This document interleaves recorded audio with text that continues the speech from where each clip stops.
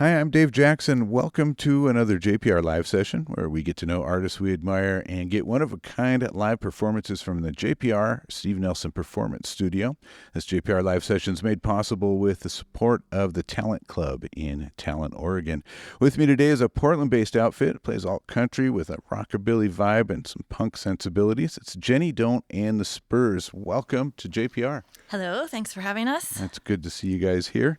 You're fronted by Jenny Don't and founded along with your life and musical partner, Kelly Haliburton, on bass. Yeah, he's... And you guys have a new album coming out in June. It's called Broken Hearted Blue. Correct. All right. And you were both playing in other bands in the Portland punk scene when you met. Tell us where you got your start. I moved to Portland from Bellingham, Washington in 2008 with the intent to play music. I met the previous Spurs drummer named Sam Henry at that time, and him and I started a band together called Don't. Sam Henry was originally in the Wipers, a Portland punk band in the late 70s. And then Kelly Haliburton was playing with... Want to take it over? I've been in a string of bands since the late 80s. Just a lot of... Which is crazy because he's only like 25. Right. Yeah. Obviously. A lot of punk rock bands over the years. And I guess most recently I was in a band called Pierced Arrows with Fred and Tootie Cole from the Portland garage rock band Dead Moon at the time that Jenny and I met. So, she used to come on tour with us sometimes, and she was on tour with her own band. And we kind of started this band in order to enable ourselves to be on tour together. And now it's lived longer than any of our other projects. And so now to condense a long story, now we have Buddy Weeks on drums with us, and Christopher March plays guitar, and he's been with us for about 8 years now. Yeah, there's a good music scene in Portland. Mm-hmm. And one of the reasons I wanted to move to Portland from Bellingham was because of that. Mm-hmm. And it's a pretty supportive scene where musicians just really genuinely like each other and want to play with each other. Yeah. And there's a lot of sort of fluidity between the scenes and the bands, and Mm-hmm. We all have kind of drifted between different genres over the years, and it's just a really, really open and supportive place to be a creative person. Yeah, it does seem to be a hot spot for music right now. I'm enjoying just almost everything that comes out of there. Mm-hmm. I know you guys have recorded on Fluff and Gravy, and it's like whenever they have something new out, it's like, I got to check this out. Yeah. So why don't you start us off with a song? What do you want to play? We're going to start this set off with Pain in My Heart. That's on the new album. And we released this as one of the first featured singles last month. So... Great. You might have, some people listening might have already heard it. This is Jenny Don't and the Spurs in a JPR Live Session. There's a pain in my heart, and I don't really understand it. But the moment I saw you is when I felt it start. And there's a low I won't go, and I'm doing all I can just to avoid it. But when you walked out on me is when I fell through the floor. I treated you bad, I treated you poorly. And now I'm sitting here just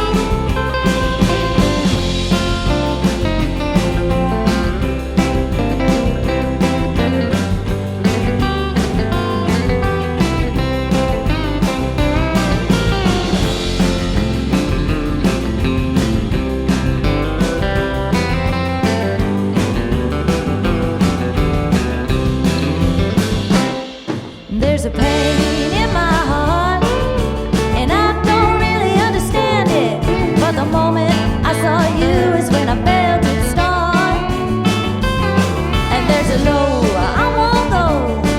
And I'm doing all I can just to avoid it. But when you walked out on me is when I fell through the floor.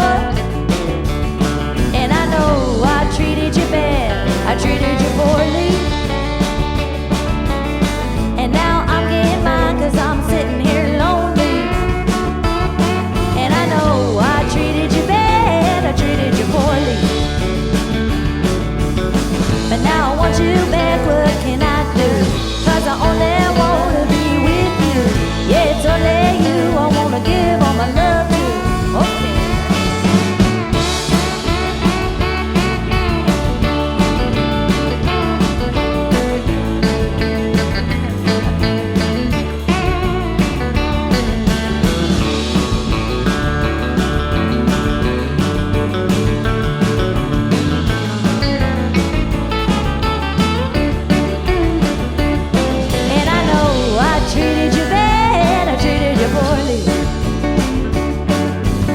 But now I'm getting mine as I'm sitting here lonely.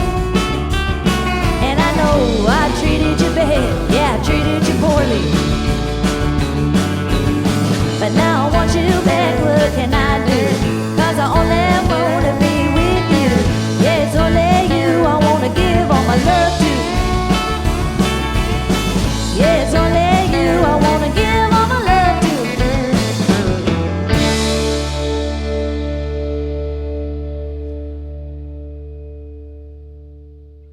It's Jenny Don't and the Spurs in a JPR Live Session. That was Pain in My Heart. It's from their upcoming album called Broken Hearted Blue that's due out in June. And Jenny Don't and the Spurs are touring on the West Coast right now. They're playing in Reading tonight at the Art Hunger Gallery. And you can get more information at jennydon'tandthespurs.com. So you guys had a rough couple of years kind of with the loss of your drummer and some other things that went on. Tell us about your drummer. Yeah, Sam Henry. He was wonderful. He was a real lover of music, one of the true rock and rollers through and through. I mean, he just loved getting in the van, and he was fun to hang out with. And he was really had I don't know, how would you say, like a wide range of bands that he had played with over the years as well. He was kind of the consummate musician's musician. You know, he played pretty much every instrument pretty well, and just had an enthusiasm for just about every style of music, you know, that ain't sometimes for better or worse. Yeah, we'd be in the van and we'd hear a bagpipe metal blasting out of his headphones. But it was great. You know, he started out, playing drums at a really, really early age, and he was just, one of the best classically, jazz trained musicians, and you're really lucky to work with him. And he was blind as well. So yeah, he'd have a magnifying glass, and if he's trying to see anything, he'd have to make it one eye giant, and even then he still couldn't see. So he'd have his menu or his phone right up to his face, and people were like, What's that guy doing over there? Oh, he's reading. Yeah, he was great. It was a real loss to the Portland music culture. When he passed, not just us personally. Everyone loves Sam. Yeah. But we bounced back, and we figured we found another guy just as equally as crazy and wants to be in a van playing on the road just about as much as Sam. So it's not every day you luck out twice. Right. And then an album that came out, was it Fire on the Ridge? It had some fits and starts getting recorded and released. Tell us about that. It's that was cursed. We didn't know it when we went into it, but right. Everything in the power of the world was trying to make it not come out. But, right. Yeah, we recorded it, and I had to have vocal cord surgery in the middle of the recording session, so that set us back. And then the kitchen at the studio caught on fire, which was also his house, so that set things back. And then a water heater exploded and flooded the studio and ruined a bunch of stuff. And then there was some... The world ended for a while. Yeah, then there was right. a pandemic, and then there was some crashed hard drives. We had to re-record the whole thing over. Holy cow. But I mean, that was actually pretty good, because when we went into it with my vocals being like pretty awful, the first round of recording was like not the best. And then when we went in with all refreshed and we'd already had one recording of it behind us, it came out much better. So what was going on with your throat and your vocal cords? I had polyps. I was working in multiple bars at the time, and some of them were like music nightclubs. So I was yelling over music a lot. And so they said I was I needed to talk softer. And so it was a year of trying to figure out how to go about it without surgery. Although I wish we had just gotten the surgery in the beginning, because that year was very long of try this and 2 weeks of no speaking and try this. So it was a very quiet year for Kelly. A lot of it. And but then we got the surgery. I had, the polyps removed, and then one vocal cord had to just be sliced down the entirety of it because it had become warped from trying to overcompensate because of an obstruction that it was touching. But it was a 12-week recovery, and I just talked with a text-to-voice app. I made myself sound like a 100-year-old British lady for a while, so that was pretty fun. And you should have recorded an album with that. But after the recovery, I bounced back pretty good, and I've had my tonsils, my vocal cords looked at after tours just to make sure everything's still good, and they're doing good. So Great. yeah. Cool. And after all of that, it's like after that sort of year and a half of inactivity due to COVID and all those setbacks, and then with Sam's passing, it was almost out of spite that we just kicked it into overdrive as far as the touring and recording and all that goes. We'd already had a pretty busy schedule, and done Yeah, we played tons and tons of touring before that, but now it's even more. Now we're just on tour almost all the time. And, back and forth across the country, all over Europe and Australia and New Zealand. We just did a tour in Southeast Asia. We just got back from Mexico in February. So, Well, in 2020 started out in February, we all played in Iceland. And so we were like, all right, we've got a full touring schedule, and then obviously what happened. So, Right. But yeah, last year was the busiest year we've had. And So you guys have kind of a following outside of the States, almost bigger than it is here. it depends on where you go. We do really well in Australia and parts of New Zealand and, different parts of Europe. How did you start just reaching out to get to play out there? Well, I started touring abroad, when I was really young, like almost 35 years ago. I think I did my first European tour, and it's just such a different dynamic than touring in the States. It's just great. People really appreciate the artists over there. It's a pleasant place to be, period. It's just like the infrastructure is great. It's beautiful. You're in all these historic places, and you sleep in 1,000-year-old castles and stuff. And they have this real camaraderie with the people running the shows and the bands. Everyone usually has dinner together, and then the next day you have breakfast together a lot of the times as well. Yeah, it's just a really good, comfortable, fun place to tour, and so I spent most of the 90s touring in Europe and the first part of the 2000s, and when we started this band, I think we toured Europe before we even toured the States. But we like touring in the States too. But it's good. We've got a sort of a circuit going where we do a rotation.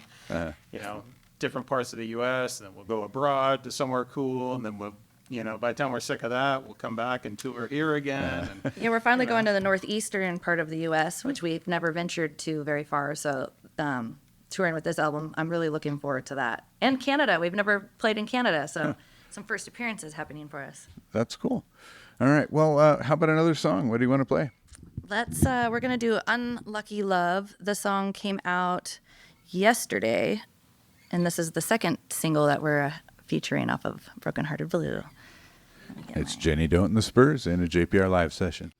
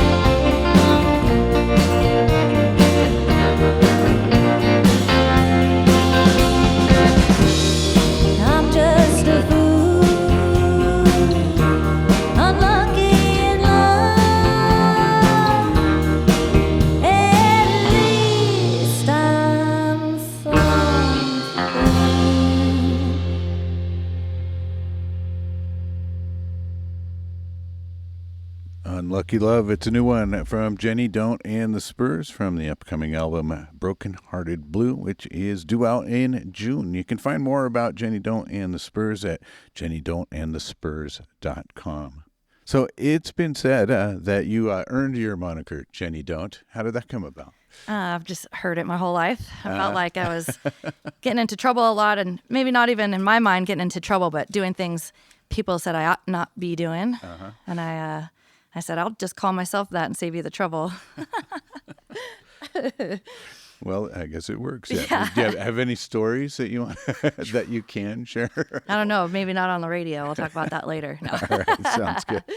Where cussing would probably be involved in that story. Okay. So the new album, Broken Hearted Blue, due out in June. How did you guys go about recording the new one? What was the process? Anything different from the past, or what was? Yeah, we recorded with Colin Hegna on this one, and we've been wanting to work with him for a long time, and so we were grateful to be able to have both of us at the same place at the same time, with the availability. And he plays with Brian Jonestown Massacre, and he also plays with the Portland band called Federale. So he's busy, and he knows kind of the sound that we were trying to achieve. And it was nice recording with him. And Kelly and I collaborated more on this one together in the writing process than we have previously. Mm-hmm. So that was an enjoyable experience as well. But, we had a busy year last year, and so we really just were on the road a lot. And when we got home, we just kind of kicked it into high gear with practicing and writing, and then crammed in a album recording session and hit the road again. Wow. But I feel like, we hoped that it would turn out well, but it exceeded my expectations when we got the final result. Cool. Yeah. Well, congratulations on that. Thanks. So in the past, how were you putting together? Did you bring in songs and then you guys made structure around them? Is that basically? Yeah. I'd have probably 3/4 or even the whole song done, and then the song, we'd bring it into practice, and then the guys would listen to it, and it would kind of evolve into something else based on what it would conjure up in somebody's, in their mind. So people writing their own parts, basically. Yeah. It's kind of cool because we all have a pretty eclectic view of music and interests, and Christopher, for instance, will be like, oh, this made me think of, 1960s, whoever. And I was like, oh, wow, I didn't even envision this song going in that direction. That's cool. It's perfect. So it's nice to be able to collaborate together with that. And this album is also the first one that we recorded with Buddy Weeks. So that's a new thing. And that was really nice. Because sometimes, you tour well together, you hang out, it's fun. But maybe the recording process isn't as enjoyable with somebody. Right. But it was great. We all work well together in that aspect, too. So. That's great. I do think that this album's a little bit more mature sounding than some of our previous ones. Well, what got you interested in playing kind of the alt country that you're doing now? I kind of always have played this, even on, parallel with the punk bands that I was playing in. Sam and I would play acoustically on patios just for bar parties and that sort of thing. And then when Kelly was playing with Pierce Darrows, Fred and Tootie Cole started doing a duo set, just the two of them. And they go, oh, Jenny, we know you have some songs. And, their voices are a little more gruff than, hey, Jenny, But they're like, we know you've got some songs, and you and Kelly have been playing around with the idea of playing. So we booked you a show, March 12th with opening for us. And we're like, oh my gosh, we don't do that. And they're like, well, you better figure it out because you're playing. And so that was what really, lit the fire for us to get going. And it was really fun. And the response, people were really supportive. And it just made it even much more fun than that, because we're kind of unsure. We're like, oh, we're doing this thing. We like it. I hope other people do. Yeah, I mean, when we started doing this, there was no intention of taking it as far as we did. It was just kind of, we were both in busy touring, recording bands of our own. And this was, a fun sort of medium with which we could experiment. It was totally different than what we had played previously in our other bands, and it was cool, and it was the more we did it, the better the response got, and it was fun. There was a lot more nuance and room for experimentation and that sort of thing than you would expect. Mm-hmm. And so it was, Yeah, we could play a wider range of venues with this band as well. Right. We're like, man, I kind of want to be able to play somewhere where we're in the back and nobody has to watch us. They could just listen to us. But then now that's evolved. We're like, no, now you've got to watch us. Right. But, you know, we could play a winery. We could play a punk club. We can play a brewery. We can play a backyard patio. And we played places all over the place where we would have probably been thrown out, had we showed up with one of our previous bands. You know, so it was great. It was almost like being incognito. Yeah. Well, it's been interesting the last maybe 10 years or so. A lot of people who are into punk sort of went the way of folk or country music, and it's all basically three chords and the truth, kind of. It's like, you know, punk comes from that point where people are telling their story and playing a guitar to back it up, and country, you know, does that same sort of thing. Took the words right out of my mouth. Yeah. Well, I should let you say it. I always said that the energy, the emotional, you know, sources that sort of fueled the punk rock scene have a lot of parallels in the country scene and the rockabilly scene and the early rock and roll scene. You know, a lot of it springs from this whole like blue collar, working class kind of, you know, outlet for creativity. And it's you know, it comes from a similar socioeconomic place and a similar emotional place. Right. So there's a lot more parallels than probably either side of the aisle would like to acknowledge. Right. I also like, you know, if you're like, oh, it's not really punk. And I was like, there's nothing more punk rock than bringing your cowboy band to a punk club. You know, and in Europe, some people were coming like, what is this? Especially Kelly, just like, what is this band? She's wearing a cowboy hat and this and that. And then at the end of the night, you know, the guy's like, give me that hat. I'm a cowboy now. So it's been nice, too, to be kind of, you know, where people aren't sure if they like Western music. They have an idea in their mind that it's just the top 40 or something like that. And they're like, oh, I don't like that style. Right. And then they hear it and they go, oh, actually, maybe I do like that style. Because there's a lot of different variables in Western music, you know. Sure, yeah. Well, a lot of people think of, you know, when we say country, they think of, you know, sort of Nashville pop, overproduced pop country, which doesn't, you know, have any relationship to what we do. Right. And it doesn't have any relationship to Johnny Cash, really. No. It's, or Hank Williams. Nothing. You know, the style of country that we're largely influenced by peaked in popularity somewhere around 60 years ago. Right. So, you know, Right. we're almost like an anachronistic sort of Yeah, I knew there was some experiment. I knew Right. that the tables were like, whoa, I think we're playing country, but we played early in the Spurs career where we were still playing like Ernest Tubb covers and Patsy Cline covers, and and we left a venue and someone goes, what kind of music is that? What do you call that genre? I'm like, oh no. There's a lot tied up in the names of genres that I don't know. I think people get too attached to them sometimes too. Western. Northwestern, Western. That's nice. I like that. Well, how about wrapping up with one more song? What do you guys want to play? Yeah, we're gonna play another track off of Broken Hearted Blue called One More Night. Excellent. It's Jenny Don't and the Spurs in a JPR Live Session.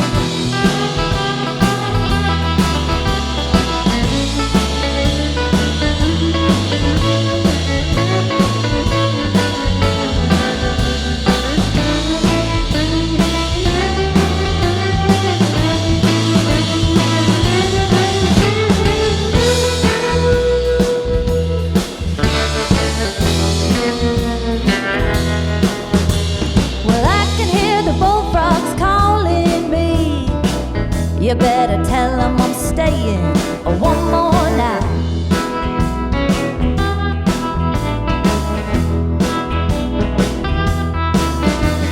And I can see the bad moon rising, yeah, so I'ma hang it around for one more night.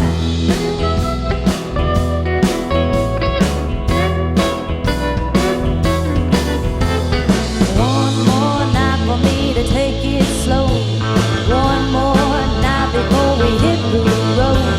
One more night with you by my side. One more night I'm gonna make you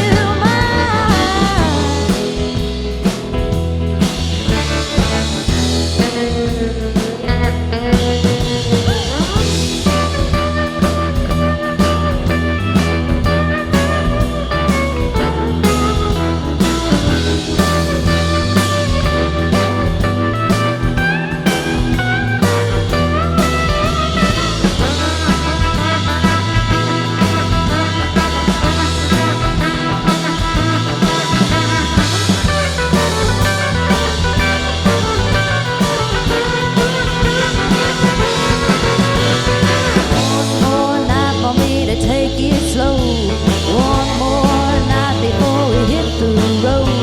One more night with you by my side. One more night and we'll be flying high. I need one more night. Give me one more night. I need one more night.